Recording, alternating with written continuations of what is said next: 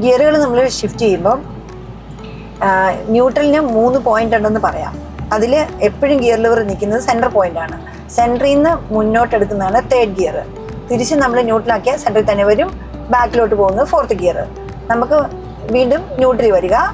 First gear കൊടുക്കണമെങ്കിൽ ന്യൂട്രലിൻ്റെ left എൻഡിലോട്ട് മാറ്റണം. അതിന് വലിയ ഫോഴ്സ് ഒന്നും വേണ്ട, 2 വിരലിൻ്റെ ഒരു എഫക്റ്റ് മതി. ലെഫ്റ്റ് എൻഡിൽ നിന്ന് നമ്മൾ കൈവിട്ടാൽ തിരിച്ച് സെൻറ്ററിലോട്ട് വരും. ലെഫ്റ്റ് എൻഡ് ചേർത്ത് പിടിച്ചിട്ട് മുന്നോട്ട് വെക്കുന്നതാണ് ഫസ്റ്റ് ഗിയർ.